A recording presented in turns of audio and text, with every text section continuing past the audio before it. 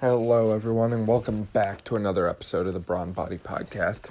In this episode, I am going to do everything I can to remain unbiased and 100% factual, but we're going to be talking about what health or healthcare and that sort of thing might look like under Mr. Biden and the Democratic Party's presidency, or I don't want to get into too much details here because I know this is kind of a hot topic and a lot of people are very worked up over, is Mr. Biden the president or is he not, and all these different things. So I don't want to, again, I'm trying to stay middle ground here, and I'm doing my best to do that. But I want to talk about different things, about health, about fitness, about healthcare, what all these different things might look like under Mr. Biden. So with that, starting off with different things that Biden has done in the past. So in the past, he has been a huge proponent of various farm bills. So one of them specifically I have pulled up is the Farm Security and Rural Investment Act of 2002. And essentially these are different government-funded subsidies and different government programs that support the farmers.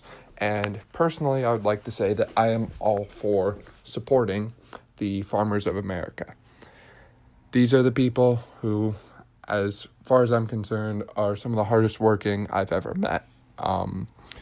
So these people, farmers in general, from what I've seen in my experiences, going to different farms in the area, that sort of thing, they're up early. I was on a dairy farm, not like working or anything, but visited a dairy farm a few times, and they started their day at 3:30 in the morning. They had to milk cows at 4 a.m.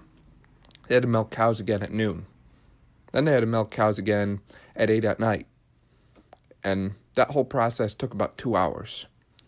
So they were up at 3:30 to go up to the barn at 4, and they were there until 6. And they were up there at 8, milking cows until 10 at night. That's a long day. And you can't go on a vacation. You can't take a day off. You do that every single day. So I have a lot of respect for people like farmers who are up and at it every day for very little in return. There's a lot of lack of respect. There's not a whole, there's not a whole lot of money involved in farming. It's not a big industry that everyone's, rushing right into and booming. So I have a lot of respect for the people who spend their lives doing it, and I think we, as a nation, need to do a better job at taking care of them. But looking at these different subsidies and other things that were voted, thumbs up, yes, approved, we spent $18 million as a country subsidizing tobacco. We talk about how bad tobacco is and all of the health problems that can arise from tobacco use. And yet, in one of, again, I'm looking at Farm Security and Rural Investment Act of 2002 specifically, we spent $18 million subsidizing tobacco. What? Excuse me? Science says tobacco is bad. We've got numerous studies, numerous doctors who say that. Why are we spending $18 million to support it? With that, sugar. Pretty much everyone will agree sugar is bad. Yet we subsidized $61 million for sugar. So far, that's $79 million we've subsidized on tobacco and sugar. There's a lot of better things that we could have done with $79 million, in my opinion. Maybe you disagree, but I don't think we need to be spending millions and millions of dollars on things that we know are bad for people's health.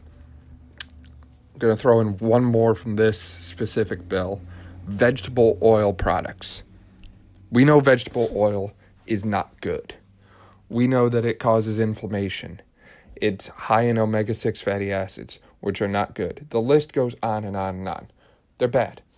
And yet, we spent $11 million subsidizing them. So if my math is right, 11 plus 18 is 29. Add 61 to that, that's $90 million that we spent subsidizing tobacco, sugar, and vegetable oil. 3 things that we know are bad. 3 things that decrease your overall health. I'm just scratching my head as to why we would be approving things that are bad to our health when we say we're going to improve the health of the nation and listen to science. We know that things like sugar and excessive vegetable oil consumption are risk factors for COVID-19. We know that smoking is a big risk factor for COVID-19. So I don't understand how putting more money into those industries is actually listening to science. And if I'm wrong, if you understand it, please reach out to me and explain it to me. And again, I'm trying to be as neutral as I can here because, again, this bill was passed. So a lot of people at the time, a lot of politicians supported it. I just know that Mr. Biden was one of the ones that voted yes to it. I just don't understand how we can say we're going to listen to science and eradicate the virus when we're pouring millions of dollars into industries that actually decrease the health of Americans.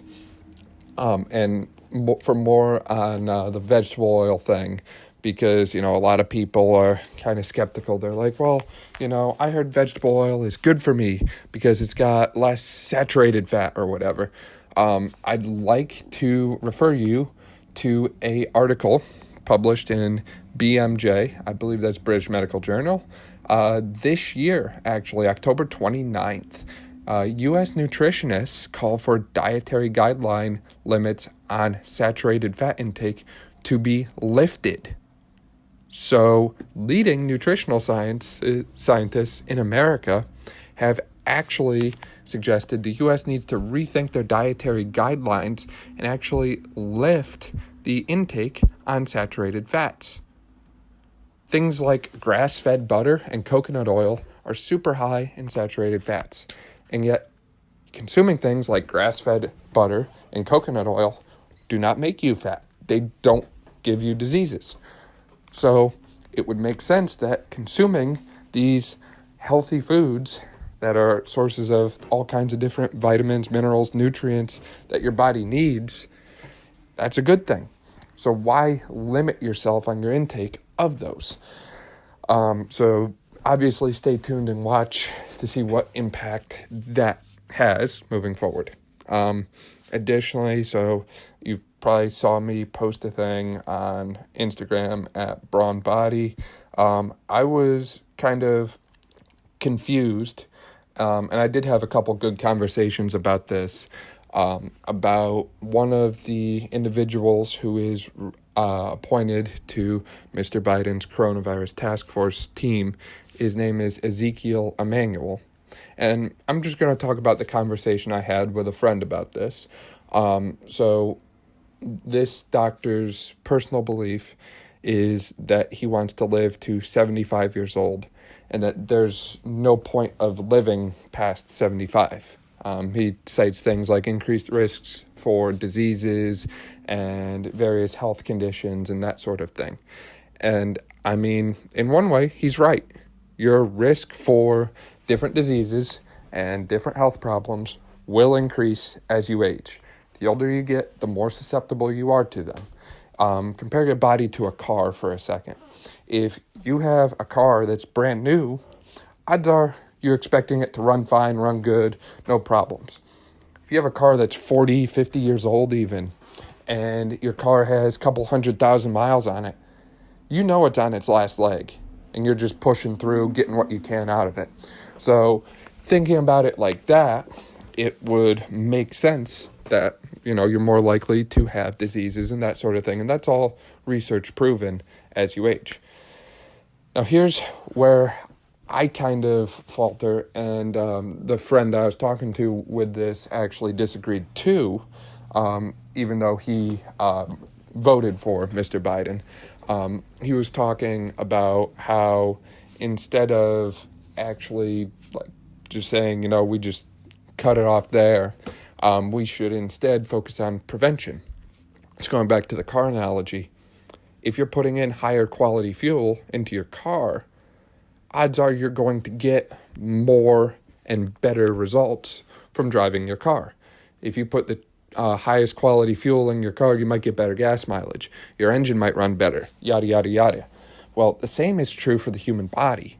As we know, if you exercise and you're active and you move around regularly, and on top of that, if you're eating healthy, so you're putting the right fuel into your body, you're going to cut down and reduce your risk of different diseases and different health conditions, and the list goes on. I mean, we could talk about frailty, we could talk about osteoporosis, we could talk about cancers, heart disease, diabetes, metabolic syndrome, hypertension, hyperlipidemia, you name it, there's probably some kind of link to your overall health habits and what you're doing on a daily basis and the risk of that condition. We see this again with COVID-19. So my hope is that this doctor, again, his name is Ezekiel Emmanuel. I couldn't remember his last name there, had to check real quick. My hope is that, he's a oncologist, I believe, that he can take some time here to head the task force and kind of focus on, eradicating the virus through treating the underlying health conditions, because simply putting a mask on, it's kind of like putting a Band-Aid over an infected wound. Yeah, it's not going to, continue to get more and more bacteria and viral particles exposed to the wound because you covered the wound bed, but you never took care of the underlying problem. And this is one thing, and this goes across the board here. I don't think anyone has done a good job of addressing this yet. Again, I'm doing my best to stay neutral here. I don't want to lean too far to the left. I don't want to lean too far to the right. But I don't think anyone has started to look at the issue of the health of our nation.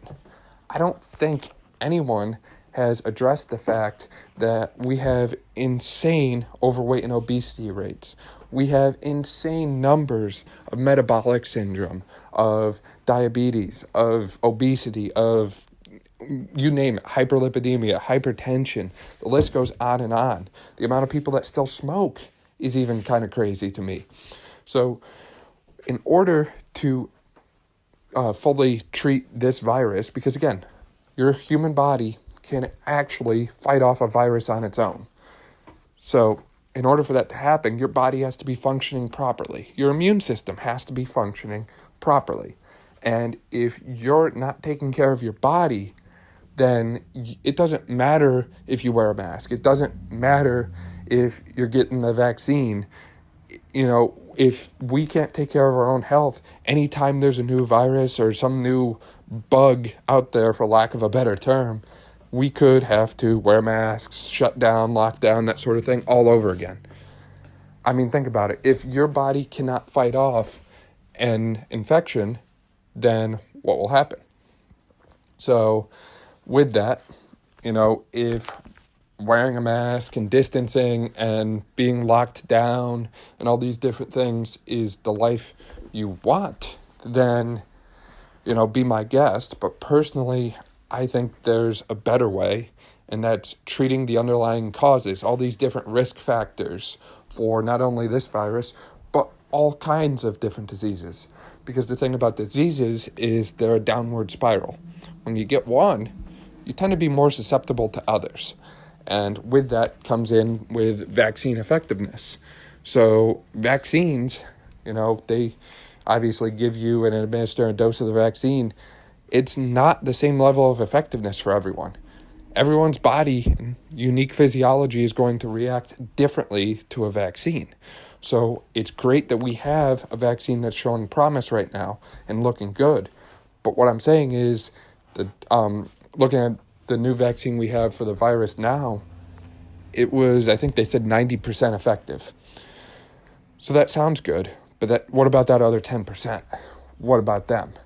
And again, everyone responds differently. So some people, their body is going to respond as it should to the vaccine and everything is good. What about those it doesn't? What about those who have such a compromised immune system and immune state that their body cannot respond as it should to the vaccine?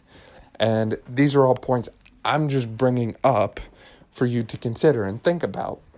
I'm doing my best to stay open-minded and neutral with everything. And sometimes I think you need to think about these things and consider them for yourselves. Think freely. There's a lot of different science that conflicts out there. Some people, some scientists, believe that the vegan diet is the diet of the future. Others believe that the carnivore diet or a keto diet is the diet of the future, and that's the way people are supposed to eat. Who's right? Well, if you listen to the scientists, both are right. So you need to be able to think freely for yourself and figure out what you're going to follow. So getting back on track after that little rant there, the last thing, two things I wanted to talk about was, I'll start with economic. So one big thing was that the tax rates for anyone over the $400,000 a year rate will be going up. So if you're earning more than $400,000 a year, you're going to be taxed more. At least that was my understanding from the website and claims made by Mr. Biden and his supporters. And this sounds great.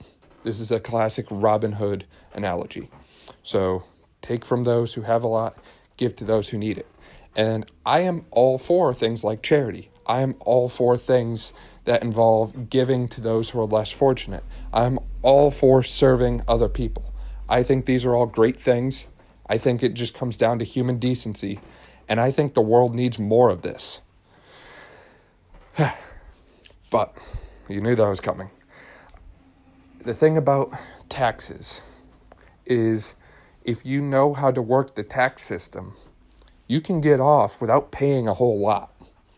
So if you are an entrepreneur or if you're in the business world, you know that reinvesting and putting your money into assets can actually lead to tax breaks.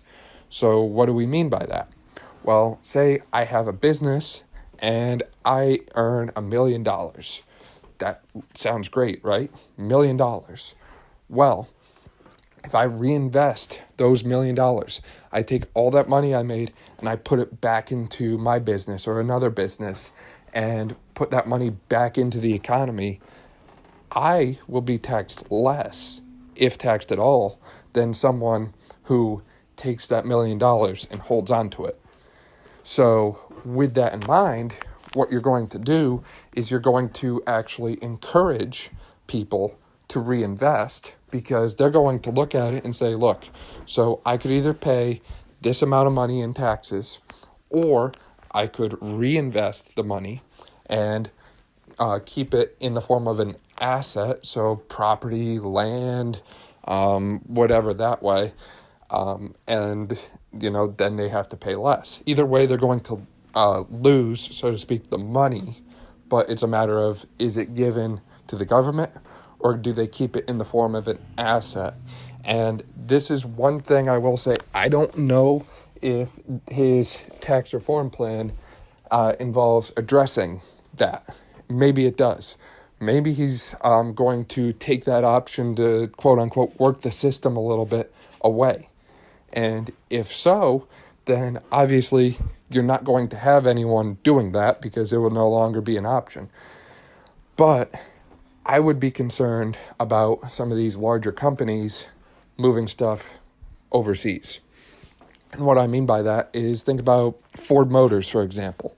So Ford, I believe, built a large truck plant down in Mexico because the economy and business market in Mexico was more friendly than it was in America. or some of the largest clothing manufacturers in America, so think about companies like Nike, Adidas, all these things, how often do you get clothing from them that says made in the USA? So again, I don't know for a fact what's going to happen.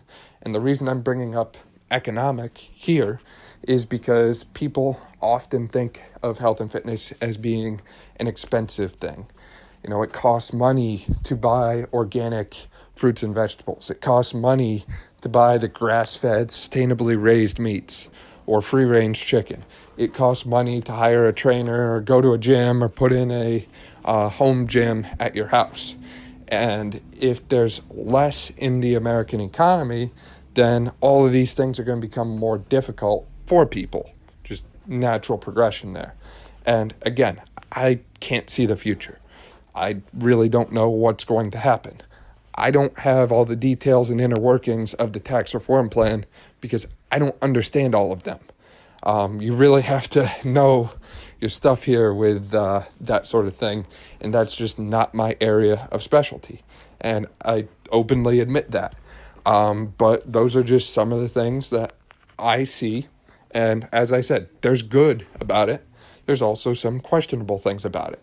And what happens, I don't really know, but that's just my take on it. So the last thing is when it comes to healthcare, I believe that Mr. Biden's plan, from, again, what I've seen on his website and what he's talked about, is going to expand and build upon the Affordable Care Act. So that was one of the big things in 2008. A lot of people referred to it as Obamacare. And this was something that is very mixed. Some people thought this was a great thing and they loved it. Other people could not stand for it. They did not like it. Well, I am not going to give you my opinion on that. Personally, I think this is another thing. You have to form your own opinion. You have to go out there and do your research on it. He has said that he is very against single-payer healthcare things. So that would be things like Medicare for all. And I think that is a good thing. So I think, what are we talking about here? Creating a public health insurance option that's with the goal of expanding health insurance coverage to Americans. Again, these things sound great. I just don't know what the future is going to hold, and I can't tell you what's going to happen. So these are things that you should be aware of and open-minded about and committed to learning more about yourself. And, you look back at the original Affordable Care Act under President Barack Obama, and that was very mixed. Some people thought it was a great thing, loved it, had great impact on them. Other people could not stand it. So a lot of this stuff gets hard to tease out the differences between the opinions and the facts, especially in the modern world that we live in. And although I will be entering the healthcare field in about a year from now, which is kind of crazy, as a doctor of physical therapy, I don't have all the inner workings and knowledge of health insurance, just like I don't have all the inner workings and knowledge of the American tax system. There's some things that I am just not an expert on, and unfortunately I had a hard time trying to find someone who had that area of expertise and knowledge and was willing to shed some light on it here on the show. And I realize you're probably listening to this and you're like, okay, so far we've basically just gotten this list of points and we need to look into them more. And I'm here to tell you, yes, you do, because, at the end of the day, all of this stuff is so conflicting. What one scientist or researcher or doctor will say can totally disagree and conflict with what another one says. So who do you follow? And this goes back to one of my favorite things that I've heard from a podcast was the Game Changers debate. I think Joe Rogan hosted that, and Dr. Chris Kresser was on it. But basically, there's this the movie The Game Changers was released, and it was very pro-vegan diet, saying that we should all be plant-based. And, you can look at that and say, there's some evidence to support that the vegan diet is very good for some people. But can you actually take one nutrition approach and apply it to every single person? I would argue no. I think you need more individualized nutrition because at the end of the day, everyone's individual anatomy and physiology is different. But again, you've got scientists, researchers, doctors, nutritionists, you name it, on both sides of the coin. You've got professional athletes on both sides of the coin. You've got athletes that say that, going plant-based really helped them. That's great.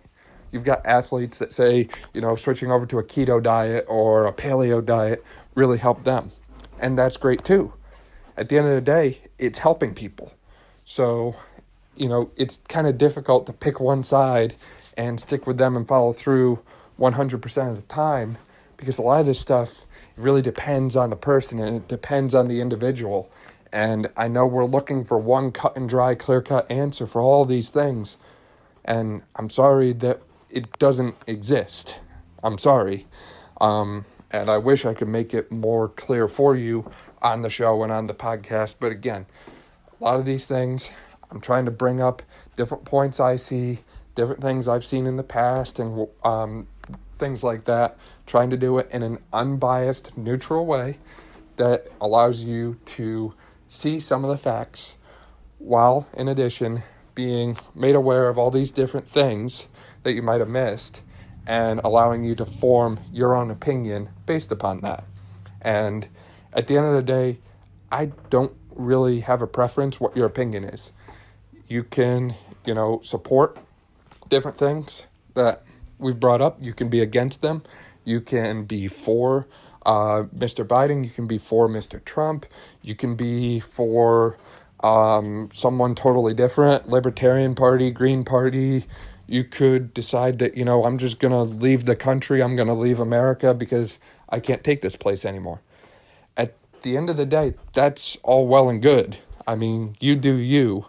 I'm not going to, it's a free country. Like, you can do what you want here in America as long as it's not against the law. So if you vote left or you vote right or you vote in the middle or you vote somewhere else, if you write in Mickey Mouse on your ballot, whatever it is, like, you have the freedom to do that. So use that freedom to dive into some of these different topics, think freely, and be open-minded about them, and see what you can find out, see what you can learn, and we'll just kind of see what happens these next 4 years. So again, I really hope that was neutral. I didn't want to, tip a scale to the left or the right or anything like that. I just wanted to keep it clear down the middle. And before I go, I'd like to give a big thank you and shout out to all of our veterans who have served our great nation today. So a lot of people in my life, some high school friends, some friends, family members, my Uncle Bob, my grandfather. My grandfather actually served in the Vietnam War. A lot of people who, have really done a lot for our country, and huge thank you to them. A lot of respect to all of them, and I hope that you all listening can take this day and use it to serve someone who has served us. So thank you again for listening. And again, please feel free to reach out at Brawn with a W on Instagram, Facebook, whatever, because I would love to hear more thoughts and opinions on this. If you feel like I was too skewed to the left, or if you decided, I was too skewed to the right, whatever it is, please let me know, because I'm trying my best to keep this unbiased. But as you know, it can be very difficult in today's day and age when it feels like everything is biased one way or the other. So thanks again for listening. Hope you have a great day, and thanks for supporting the Brawn Body Podcast.